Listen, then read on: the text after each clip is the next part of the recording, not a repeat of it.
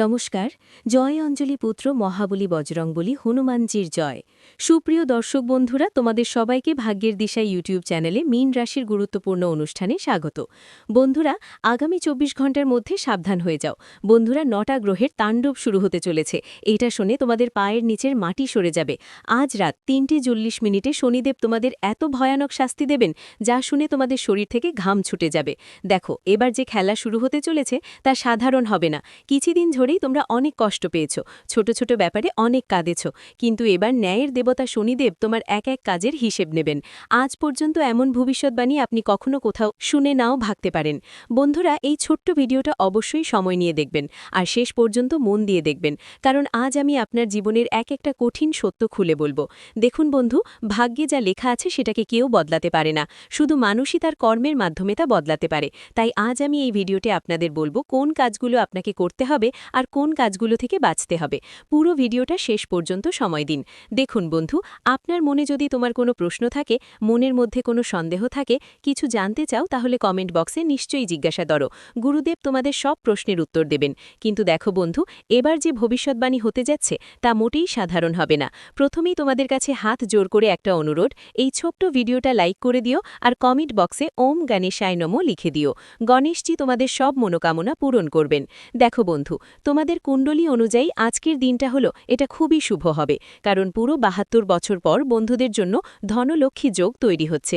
মানে এই যে আজকের দিনে টাকার দরকার না কারণেই। ভগবান কুবের আর মা লক্ষ্মী ছাড়া সবাই টাকার জন্য তৃষ্ণার্ত, সবাই ঝকঝকে টাকা জমিয়ে নিজেদের স্বপ্ন পূরণে ব্যস্ত। প্রত্যেকের প্রফেশনে প্রচুর টাকা চাই। তো আমি তোমাদের বলে দিই, দেখো, ধনলক্ষ্মী যোগ হচ্ছে ঠিকই, কিন্তু শনিদেবের ছায়া এখন তোমাদের কুণ্ডলিতে খুব বেশি পড়েছে, যার সরাসরি প্রভাব তোমাদের জীবনে পড়বে। তোমাদের বন্ধুরা, এমন কিছু ঘটনা ঘটবে যা তোমাকে ভেতর থেকে পুরোপুরি ভেঙে দেবে।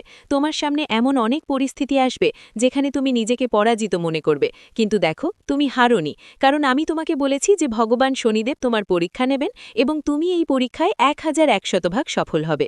এখন দেখো, তুমি যা কর্ম করেছ তা তোমাকেই ভোগ করতে হবে। গত সময় যে ব্যক্তির সাথে তুমি প্রতারণা করেছিলে, যাকে তুমি ধোঁকা দিয়েছিলে, সেই ব্যক্তি আবার তোমার জীবনে এসে তোমার সঙ্গে মুখোমুখি হবে। জীবনেও সবসময় মনে রেখো, প্রতারণা করা কিছু না কিছু ভাবে একদিন আমাদের কাছে ফিরে আসে। আপনি ভাবেন যে আমি নিজের সুবিধার জন্য কারো সুযোগ নেব আর সেটা সামনে থাকা মানুষটা বুঝবে না, কিন্তু দেখুন, মানুষ বুঝুক বা না বুঝুক, ঈশ্বর আমাদের এই একটি ক্ষুদ্র ক্ষুদ্র কাজের ওপর খুব সতর্ক নজর রাখেন। তাই আমি আপনাদের বলছি, আগামী দিনে কারো সঙ্গে কখনো ঠকাঠকি করবেন না, কারো সঙ্গে খারাপ ব্যবহার করবেন না, কারো প্রতি অপমানজনক কথা বলবেন না। যতটা সম্ভব নিজেকে শান্ত রাখার চেষ্টা করুন। আর দেখুন বন্ধুরা, ৪ জনের মধ্যে যখন আপনি যান, অনেক সময় আপনার ইমেজের ওপর খুব খারাপ প্রভাব পড়ে, কারণ আপনার কুণ্ডলীর ৩য় ঘরেই কেতু অবস্থান করছে, আর কেতু আপনার ইমেজ নষ্ট করার জন্য পুরো চেষ্টা করছে। আপনাকে এমন পরিস্থিতিতে ফেলে দিয়েছে যেখান থেকে বেরোয়া প্রায় অসম্ভব। বন্ধুরা বলছে, আপনার বাড়িতে কোনো অতিথির আগমন হতে পারে। ছোট্ট অতিথির কিলকারি নিয়ে শুভ খবর পাবেন, কারণ বন্ধুরা বলে, যাকে আসতে কেউ থামাতে পারে না, যাকে যেতে কেউ বাধা দিতে পারে না। আপনার জীবনে ২ রকমের পরিস্থিতি তৈরি হবে। এক, নতুন কিলকারি নিয়ে একটা খুব বড় সুখবর আছে, যেটার জন্য তুমি বহু বছর ধরে অপেক্ষা করছিলে। তুমি কত মনের ইচ্ছা করেছ, কত মন্দিরে গিয়ে প্রার্থনা করেছ, কিন্তু ফল হয়নি।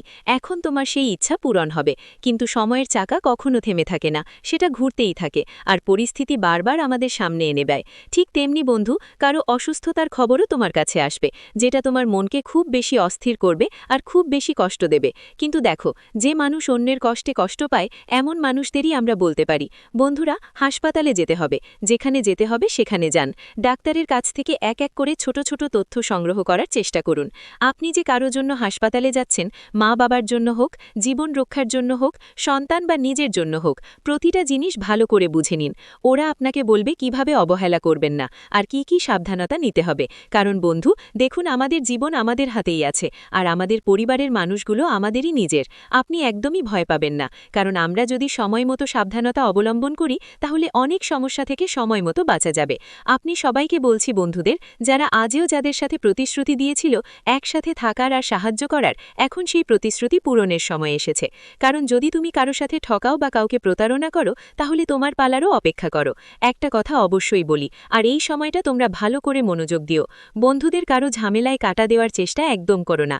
কেউ দুই পক্ষের মধ্যে ঝামেলা করছে, কেউ দুইজন বাইরে লড়াই করছে, তাহলে তোমরা মুখ বন্ধ রেখে যাও, কারণ মাঝে মাঝে মুখ খুললে মূল্য অনেক বড় ক্ষতিও বহন করতে হতে পারে। যদি কোনো ব্যবসায়ীরা ব্যবসার জায়গায় ঝগড়া করছে, তাহলে নিজের মুখ বন্ধ রাখো। কাজের জায়গায় সহকর্মীরা ঝগড়া করলে নিজের মুখ পুরোপুরি বন্ধ রাখো।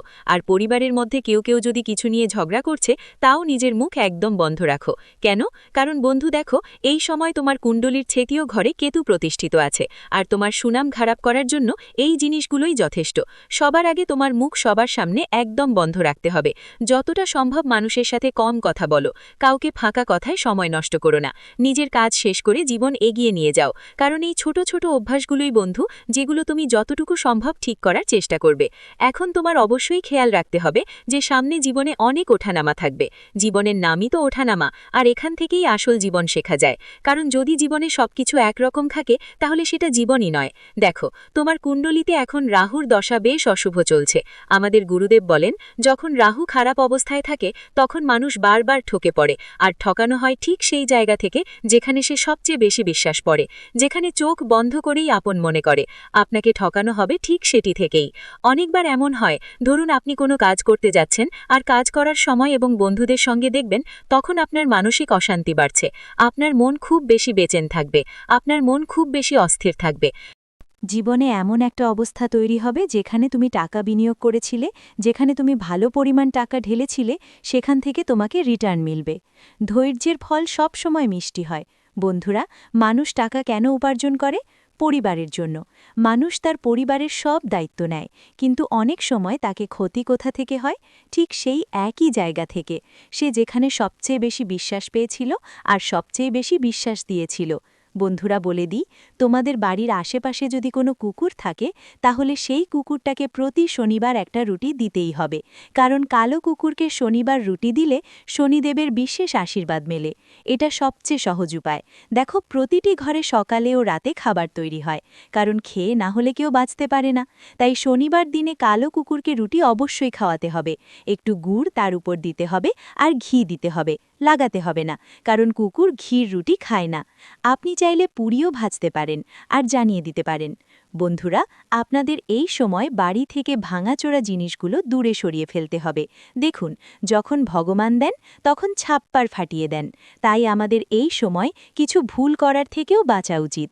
দেখুন, গরিব মানুষ সবসময় গরিব থাকে, কারণ তার চিন্তা ছোট থাকে। সবসময় মনে লেখো, জীবনে কিছু তোমার হাতে থাকে বা থাকে না, কিন্তু চিন্তা তো তোমার হাতে থাকে। তাই সেই চিন্তাকে বড় করো, কারণ চিন্তা বড় করার মাধ্যমে মানুষ বড় হয়। সফলতার এবং মহানতার প্রথম ধাপ কি? চিন্তা বড় করা। একটা ছোট্ট আমি তোমাকে তথ্যটা দিয়ে দিচ্ছি, মন দিয়ে শোনো। তোমার বাড়ির আশেপাশে যদি কবরস্থান বা শ্মশানঘাট থাকে, তাহলে ওদিকে একদম যেও না ভবিষ্যতে। কেন?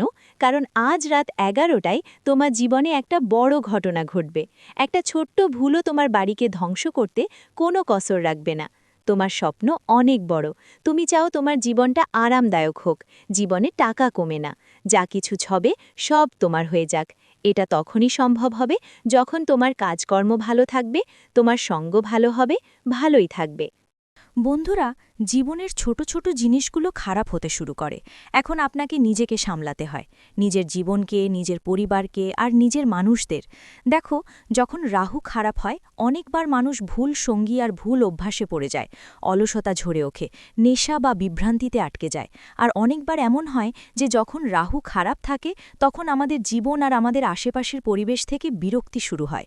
আপনের মতটা যেন শেষ হয়ে যাচ্ছে মনে হয়। সবাইকে সন্দেহের চোখে দেখার অভ্যেস হয়ে যায়, সবাইকে আমরা সন্দেহের দৃষ্টিতে দেখতে শুরু করি। মানুষরা আপনাকে ঠগাবাজ মনে করতে শুরু করে। দেখুন, গ্রহ ছায়া গ্রহ, তাই এর প্রভাব হঠাৎ এবং গভীর হয়। তাই জীবনে খেয়াল রাখবেন। বন্ধুরা, আপনি যতটা সম্ভব নিজেকে ঠিক রাখার চেষ্টা করুন। 3টে জিনিস করবেন না: নিজেকে খারাপ অভ্যাসে পড়তে দেবেন না, অন্যদের প্রতি কোনো রকম নেতিবাচক ভাবনা রাখবেন না, এবং মাদক জাতীয় জিনিস থেকে একদম দূরে থাকবেন। এটা তো আপনি করতে পারবেন বন্ধুরা নিজের জীবনের জন্য। দেখুন, যদি আপনি বিবাহিত হন, তাহলে এই সময়ে আপনার স্ত্রীকে সম্পূর্ণভাবে সহ্য করে আপনার জীবনকে এগিয়ে নিয়ে যেতে হবে। আর কিছু সময়ের জন্য ব্রহ্মচর্যের নিয়ম মেনে চলুন। আমার আপনার কাছে বিনীত অনুরোধ যে আপনি যদি বড় কোনো উৎসবের দিন উপবাস করেন, নারী হন বা পুরুষ যে কেউ যদি কোনো ধরনের ওরস পালন করেন, সেই দিন আমাদের অবশ্যই খেয়াল রাখতে হবে ব্রহ্মচর্যের নিয়ম মেনে চলা উচিত। কারণ অনেক সময় কিছু মানুষের অভ্যাস থাকে পবিত্র থাকার বদলে এমন কাজ করে বসে যেগুলো ঠিক নয়, যার যার কারণে ফল আমরা পাই না এবং জীবনে সব কিছু নষ্ট হয়ে যায়। ভালো কিছু করার জন্য করলেও বেয়াদবি হয়ে যায়। কেন এমন হয়? কারণ আমাদের ভুল। দেখুন, আমি এখনই আপনাকে বলি, আপনার জীবনে যদি কিছুই ঠিক না লাগে, মনটা অনেক কষ্টে থাকে, বুঝে নিন যে এই সময়ে রাহু আপনাকে অশুভ ফল দিচ্ছে। শনি যখন রেগে যায় তখন পরিশ্রমের ফল দেরিতে মেলে। মানুষের জুতো ঘষে ফেটে যায়, মানুষ নিজেরাই ঘষে ফেটে যায়, এদিক ওদিক দৌড়াদৌড়ি করে, হাত জোড়া দিয়ে মানুষের সামনে পরিশ্রম করে, কিন্তু ফল মেলে না। কিন্তু সবসময় আমাদের শাস্ত্রে বলা হয়েছে ভগবানের ঘরে দেরি আছে, কিন্তু অন্ধকার নয়। আর আমি তোমাদের বলি বন্ধুদের যে শনি যদি দোষময় অবস্থায় থাকে তাহলে আর্থিক সমস্যাগুলো বেশি হয়ে যায়, বারবার বাধা আসে, ঋণের বোঝা বেড়ে যায়, আর পরিবারের মধ্যে মনোমালিন্য হয়। আর্থিক সমস্যা তখনই আসে যখন আয় হঠাৎ করে থেমে যায়। যেখানে আমরা ভাবি টাকা আসবে, ঠিক ওই জায়গাতে হঠাৎ এমন কিছু সমস্যা হয় যে টাকা আসা বন্ধ হয়ে যায়। শনি হলো ন্যায়ের গ্রহ। আমাদের শাস্ত্র সবসময় বলে ন্যায়ের দেবতা আর কর্মের দেবতাকে শনি বলা হয়। শনিদেব এখন শুধুই ন্যায়পরায়ণ গ্রহ এবং কেবল কর্মের ভিত্তিতে ফল দিয়ে থাকেন। যদি কেউ অলস হয়, অন্যের অধিকার ছিনিয়ে নেয় বা মা বাবার অসম্মান করে, তাহলে শনি আরও বেশি কষ্ট দেন। এখন এই অভ্যাসগুলো তোমাকে পরিবর্তন করতে হবে। কেমন করে অলসতা ছেড়ে দিতে হয় সেটা শিখতে হবে। প্রত্যেকেই নিজের পরিশ্রমে টাকা উপার্জন করছে, রক্ত ঘাম ঝরিয়ে নিজের জীবন চালিয়ে যাচ্ছে। তাই তোমার কোনো অধিকার নেই হয় যে তুমি ওর পরিশ্রম ছিনিয়ে নাও। কিন্তু ছিনিয়ে নেওয়া মানুষ কখনো সুখী থাকে না। শুরুতে হয়তো সে বেশ খুশি থাকে, কিন্তু শেষে তাকে কষ্টই ভোগ করতে হয়। আর মা বাবার সেবা হলো সবচেয়ে সত্যি সেবা, কারণ মা বাবার সেবাই স্বর্গ আছে। তাই বন্ধুদের উচিত তাদের অবজ্ঞা না করা, তাদের স্বাস্থ্যের বিশেষ খেয়াল রাখা এবং তাদের ছোট ছোট দরকার মেটানো। যদি তারা তোমার কাছে কিছু চায়, তাহলে তাড়াতাড়ি তাদের সেই দরকার পূরণের চেষ্টা করো। এখন দেখো, রাহুকে খুশি করার উপায় খুব সহজ। কি করতে হবে? শনিবার বা বুধবার রাহুর বীজ মন্ত্র ওম ভ্রং ভ্রিং ভ্রং সহারাগয়ে নম 108 বার জপ করুন। আর আমি আপনাদের সবাইকে বলছি বন্ধুদের, এই সময় যতটা সম্ভব আপনাদের পুণ্যের কাজ করতে হবে।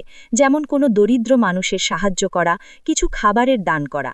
জীবনে 3 ধরনের দান সবচেয়ে বড় দান হিসেবে বিবেচিত: অন্নদান, জলদান আর সেবাদান। দেখুন, আপনার বাড়ির আশেপাশে যদি কোনো ছোট বা বড় হাসপাতাল থাকে যেখানে মানুষ তাদের চিকিৎসা করাচ্ছে, তাহলে সেখানে গিয়ে তাদের জন্য কিছু ফল দেবেন। যেমন দেখুন, প্রতিটি শহরেই সরকারি হাসপাতাল থাকে, তো এই হাসপাতালগুলোর অনেক সময় সুবিধাগুলো ভালো থাকে না। অনেকেই সেখানে গিয়ে দানও করে। কেউ কেউ গোশালায় গিয়ে দান করে, কেউ অনাথ আশ্রমে, কেউ বৃদ্ধাশ্রমে। দান করার মহিমা অনবদ্য। ভগবান শ্রীকৃষ্ণ বলেছেন যে যে ব্যক্তি দান করে সে দানের মধ্যে প্রবেশ করে, আর দাতা কখনো দুঃখ পায় না, কষ্ট পায় না। কিন্তু পরমাত্মা এখন তোমাদের পরীক্ষা নেবেন, কারণ তুমি যত ভালো কর্ম করবে ততই তোমাদের জন্য ভবিষ্যতে ভালো পরিকল্পনা তৈরি হবে।